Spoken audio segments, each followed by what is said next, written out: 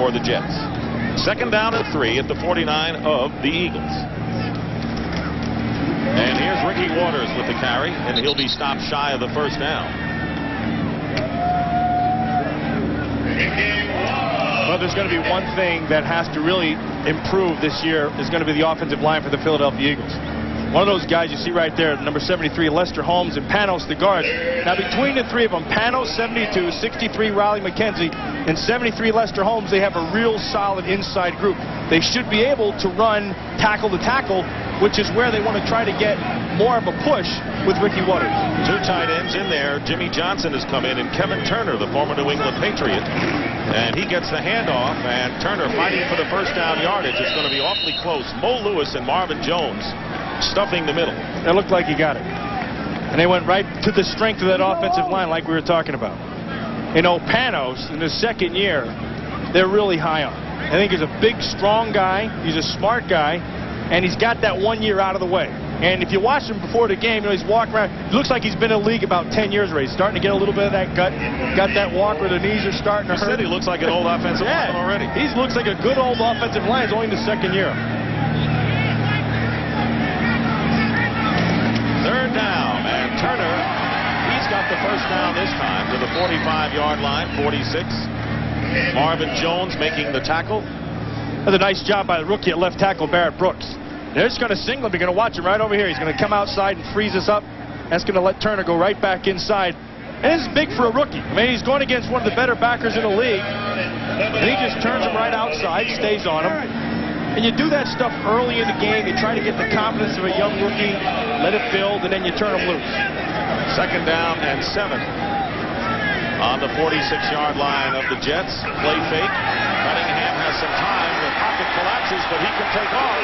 And here's Randall Cunningham, and he's diving close, short of a first down by a yard. Last week, Cunningham, in one rushing attempt, gained 38 yards to lead the Eagles. He picks up 6 before Bobby Houston makes the tackle. Well, he took off and ran, and the reason was he was looking for Freddie Barnett. This is a great matchup. I mean, if this was a regular season, you'd be featuring this all day. Aaron Glenn, 31, the second-year guy, is outstanding. And I got to tell you, Fred Barnett has his quickness that he had 2 years ago. Now, remember, last year he was coming off a knee. He could run, but it was straight-ahead kind of speed. Now Barnett has those wheels back. You can watch him in practice down in Westchester. Got that quickness, a little bit of magic. That should be a big, big plus from this year. And over 1,000 yards for the second time in his career. 3rd and 1 with 2 tight ends. Here's the bootleg. Giving ground is Cunningham, and the pass is intercepted by Aaron Glenn. And the Jets get the ball back. We were talking about Glenn and the matchup. That's a bad throw by Randall. And he comes out in that boot. That's good. Hey, that's good. I like to see Panos shove his face in there. He's taking care of his little guys. Kevin Turner was the intended receiver coming out of the backfield, but Glenn was there. You pointed out how he was shadowing Barnett on the previous play. So the interception by Cunningham, and the Jets get the ball back after the Eagles were in New York territory. No score, 9:15 remaining in the first quarter. This is pure San Francisco. They're just going to run the waggle. He's going to go up. He's going to come back outside. Turner's outside. They're trying to open this up down here with the play action. Roll Cunningham out. Now you can see he gets forced. Instead of throwing this one away, he throws it bad. And that's a great play by Aaron Glenn. And that's why Glenn is going to be an all-pro, if not this year, for sure next year. He's got great, great skills. So you want to run the San Francisco offense, but you also, that's why the tight end battle is so important. That's an important aspect of it. First down and 10 at the 21-yard line. 2 tight ends, including Kyle Brady. And carrying the ball is Morrell. Kurt Gouveia making the tackle. So Adrian Morrell, who was the 4th leading rusher last year, and Ronald Moore, who was acquired from the Cardinals in exchange for the outstanding receiver Rob Moore, out with a hamstring, Richie Anderson with an ankle. So Rich Kotite getting to see some of his second-string running backs tonight. Yeah, well, he had Morrell once go outside, but he ran right into Mamula. Mamula did an outstanding job of holding the corner and the point and turning everything back inside, which allowed Gouveia to come through. Baxter joins Morrell in the backfield. 2nd down and 11 after the loss of 1. Mamula's got a lot of speed coming from the outside. In motion is Stevie Anderson. He Esiason has time. Yarborough with the catch. And short of the first down as Mark McMillan makes the tackle. With Gavea coming from underneath. Now, in Philadelphia, with Byron Evans last year, you had a guy who got great depth. He's a good tackler, wasn't really great at the point. With Kurt Gavea, what you have is kind of the same guy. He has outstanding instincts, and he'll always find the ball. He runs that defense very, very well.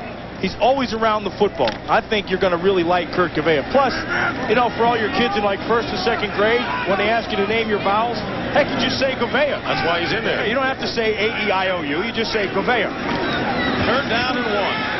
And the carry close to the first down. Adrian Morrell, and it was Rhett Hall who went from Tampa Bay to San Francisco. That's rags to riches, and he made the tackle. And we're going to have a measurement to see whether they got a first down. They're going to bring out the chains.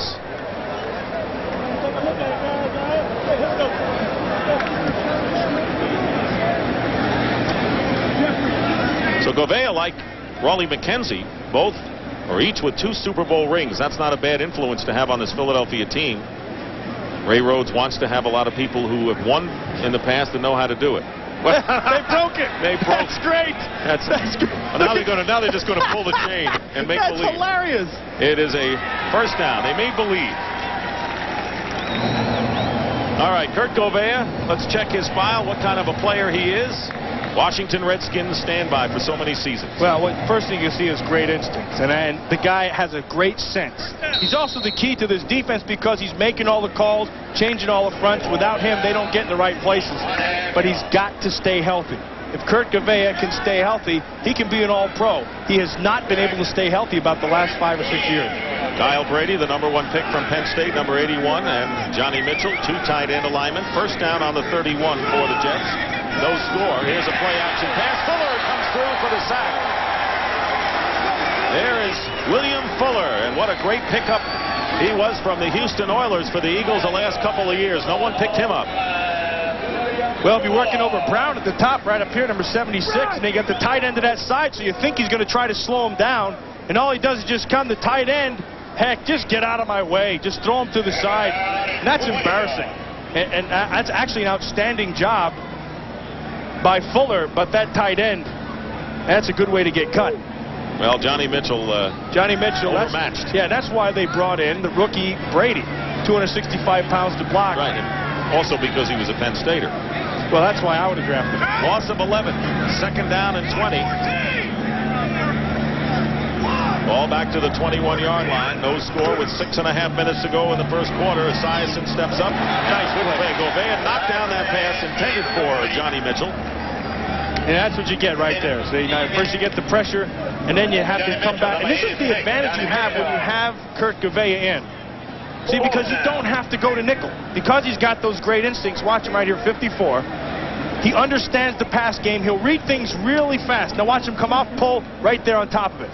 Perfect position, one hand in the back, knock it down in the front. Is this a pure Washington Redskins style defense? And that's a good question because you assume because Ray Rhodes is coming in that he puts his whole scheme in, but it's not. Emmett Thomas brought this system, and this is mostly Washington's scheme.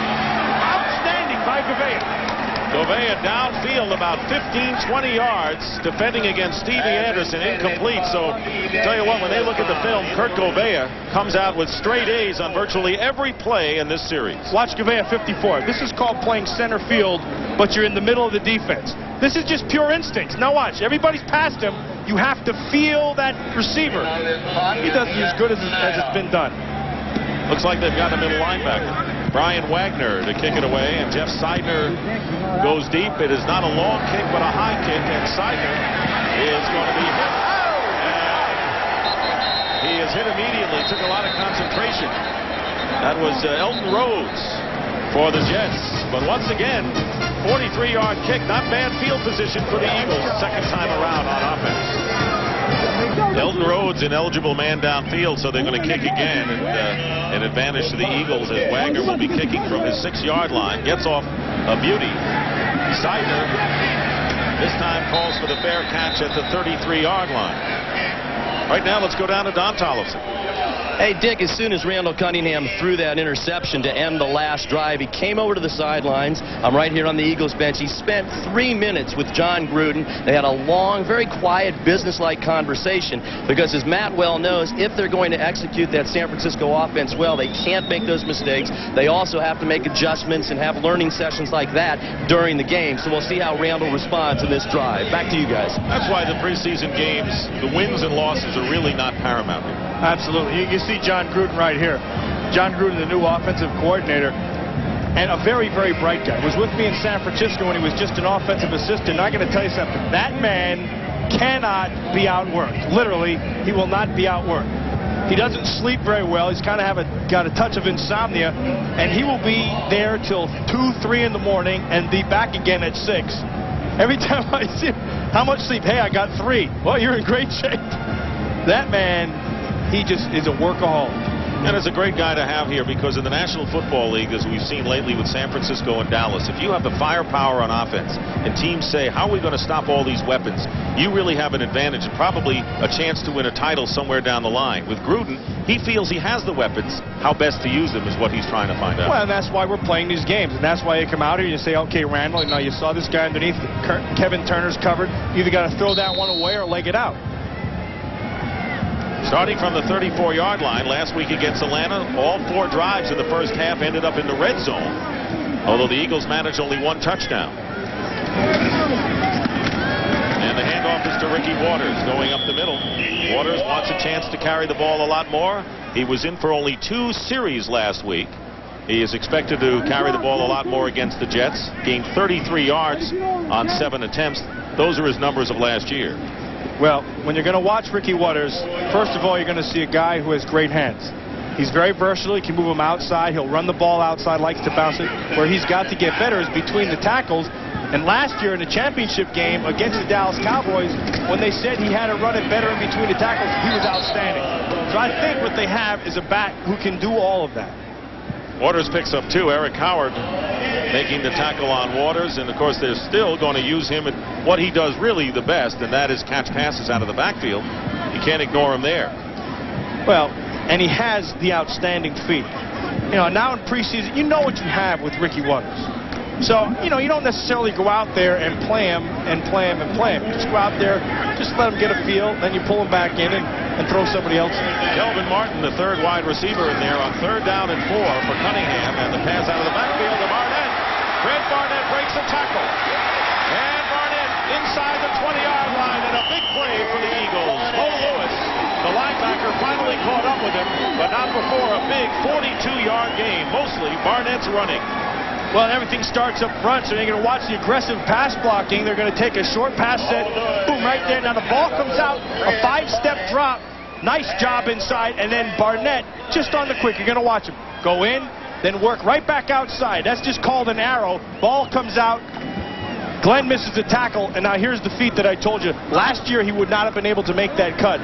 This year, he's off to the races. And I'll tell you, they're going to use Calvin Williams a lot more to balance that off on the other side. 1st down and 10 on the 17-yard line, so the Eagles are in the red zone against the Jets. Ricky Waters for the first up the middle, and Waters scores. Touchdown, Philadelphia. 17 yards. Did you see Ricky Waters' feet right in the middle of that run? Boy, he's going, changing direction, boom, right back out to the right, touchdown. And we talked about him having to run between the tackles. Here it is, right inside. Here's the key. Ricky Waters has got to square his shoulders. He's decisive, and there's a huge hole. Heck, it's easy to be decisive when you have stuff like that. And then there's the move back out inside. And we talked about the interior 3. Panos, Lester Holmes, Raleigh McKenzie being the strength of the offensive line, and you just saw about a 6-yard hole. Gary Anderson with the extra point is good, and the Eagles, the big play was the 42-yard pass to Barnett, but here is just about as nifty a play as you'll see from a running back. 17-yard scamper with all the moves in the world for Ricky Waters. Eagles lead 7-0. Ricky Waters with a 17-yard touchdown run, 4 plays, 66 yards. They did it in a hurry, took them only a couple of minutes, and the key play was the pass and run from Cunningham to Barnett that covered officially 43 yards. So last week, the Eagles had 1 touchdown in the red zone in 4 tries in the first half. They're 1 for 1 so far tonight. Gary Anderson will kick off.